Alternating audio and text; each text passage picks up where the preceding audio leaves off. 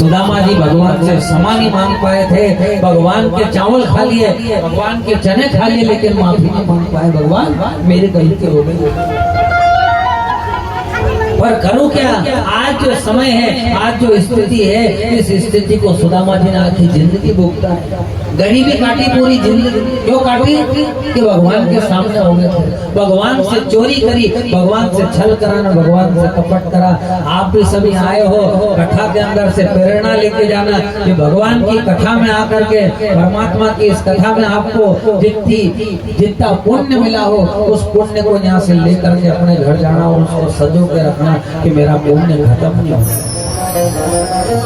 सुदामा जी की पत्नी बड़ी धार्मिक थी, बड़ी भावपूर्ण थी कि जाओ अपने पति को प्रेरणा दो।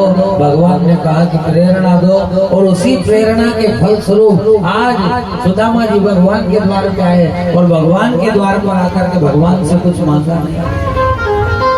आप भी मत मांगना भगवान से, आप भगवान से मत मांगना कहना भगवान आप तो अंतर्यामी हो, आप पिता हो, आप पालनहार हो, आप संसार के कर्ता धर्ता आप ही हो भगवान।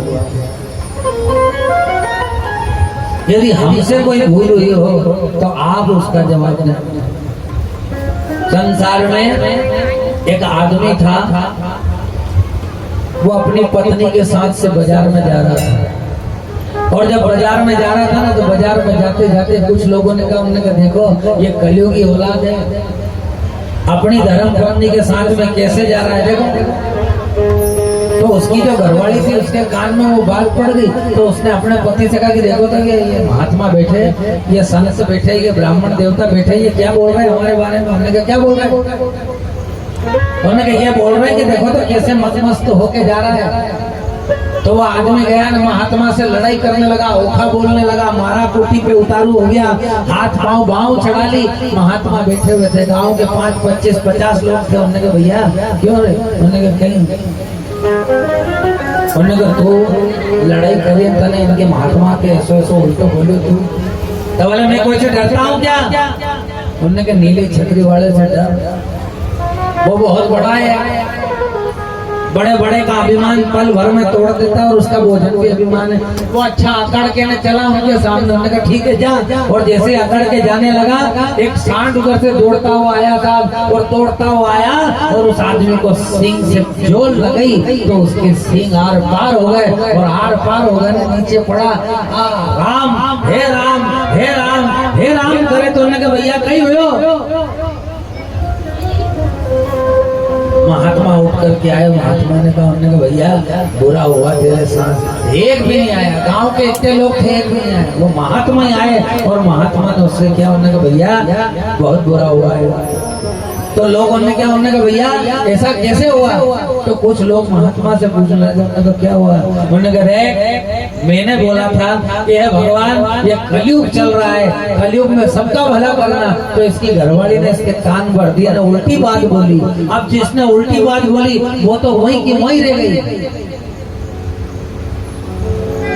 और ये कौन लड़ने आया? तो बोले ये लड़ने आया था। और ये लड़ने आया तो इसका जवाब किसने दिया? बोले इसने इसके पति से किया। तो मेरा भी पति वो परमात्मा है, उसने जब मैंने जवाब नहीं दिया तो इसका जवाब उसने आके दे दिया।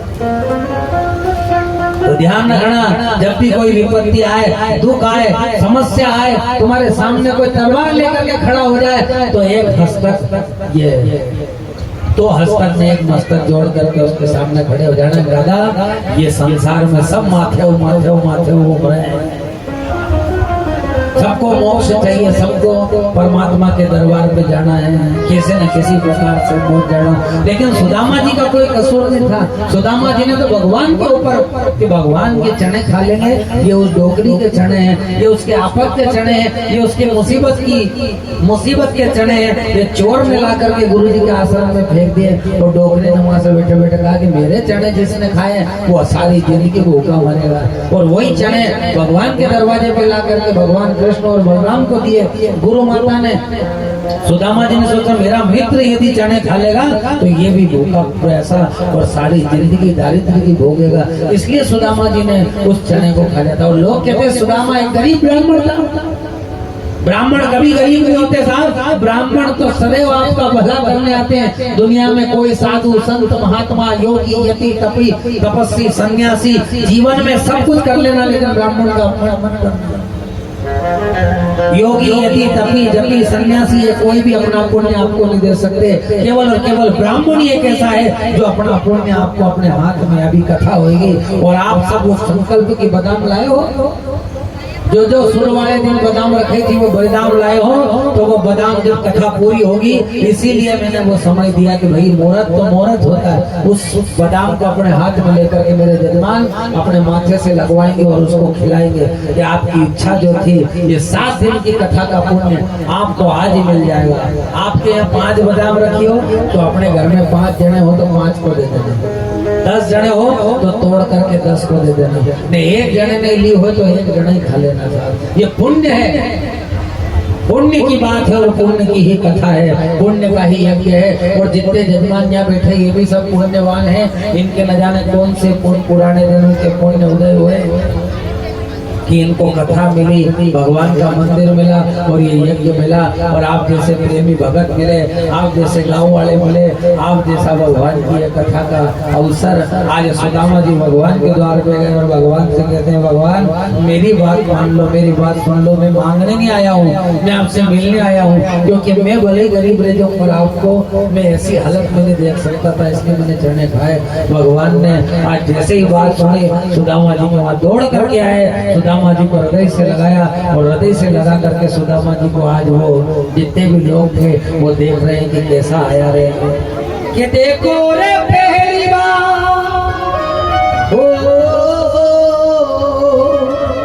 देखो रे पहली बार शाम प्रभु जीवन कर रोए, दीन सुदामा के प्रभु ने असुवन से पग धोए, असुवन से पग धोए। अरे दीन सुदामा अति निर्बल था, ओ वस्त्र पटे थे दुर्बल तन था, कष्टों से व्याकुल जीवन था, मगर सहारा एक मोह था। अरे द्वार पे आए गले लगा और मैं उसे चरणों को धोए, दीन सुदामा के हरि ने असुवन से पग धोए, असुवन से पग धोए। भगवान ने आंसू से पाँव धोए, रुक्मिणी देखे कि यो कैसो आत्मा आयो, तो कैसो ज्ञानी आयो। आज तक इतना आया था, आज तक कोई का पाँव नहीं धोया, पर आज इनका पाँव धोया। कहीं वक्त जाकर के प्रणाम किया, देखने लगी, उन्होंने कहा रुक पड़ी, ये मेरा वही मित्र है, इसी के कारण मैं आज द्वारिकाधीश हूँ, इसी के कारण आज मैं दीनानाथ हूँ, इसी के कारण मैं तो इतने चने इसके साथ में खा लेता। मेरे ऊपर आई हुई आपत्ति को इस सुदामा ने उठाया है, इसलिए प्रत्येक कथा के अंत में जो मेरे ऊपर आई हुई विपत्ति को अपने ऊपर ले लेगा, मैं उसके सदैव साथ रहूंगा और मैं उसका सदैव नाम जपता रहूंगा। इसलिए प्यारे, ये कथा करा करके तुम भगवान के ऊपर एहसान कर रहे हो। जिस दिन तुम्हारे ऊपर आफत आएगी उस दिन भगवान तुम्हारे यहाँ आएगा, तुम्हारे इस एहसान का बदला चुकाने आएगा, क्योंकि वो भगवान है, वो हरि है, वो सबकी पीड़ा हर लेता है, सबके दुख को हर लेता है, सबके कष्ट को हर लेता है, सबकी बात को हर लेता है। वो हरि है, इसीलिए उसे हरि कहा गया है। आज इस कथा का सुखदेव जी महाराज बैठे, राजा परीक्षित से कहा, राजा परीक्षित बोलो। बोले गुरुदेव कुछ भी नहीं बोलना चाहता, बस एक ही बात बोलना चाहता हूँ कि अब आप मिल गए, भगवान मिल गए और भगवान की कथा मिल गई। ये 3 चीज जीवन में जिसके मिल जाती है, अब काम क्रोध मद लोभ मोह मत्सर और अहंकार, कथा सुन करके शून्य होता है। क्या होता है? कथा सुन करके अभिमान खत्म हो जाता है, कथा सुन करके शून्य हो जाता है, कथा सुन करके उसकी भक्ति जागृत हो जाती है, कथा सुन करके भाव जागृत हो जाता है। अब भाव जिसका जागृत हुआ उसको तो भगवान मिलना पक्की बात है। और मुझे आज भी उनका डर है जो अभी भी घर से नहीं चले हैं। ये भगवान की कथा है, ये भगवान की करुणा है, ये दीनानाथ की बात है, ये उस परमात्मा की वो है ये कथा। और इस कथा का आप लोगों ने बहुत अच्छे से आदर किया।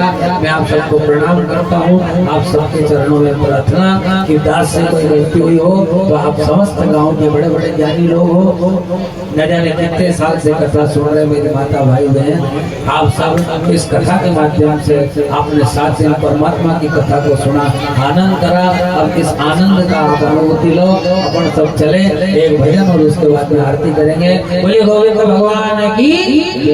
आइए चले भगवान के चरणों में।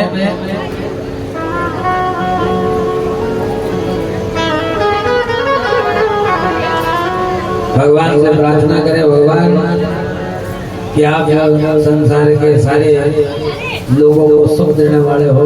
जिस गांव में भी कथा हुई इन लोगों को सुख प्रदान करो। जैसे आपने गति इधर राजा परीक्षित बैठे हैं, सुखदेव जी महाराज का मेरा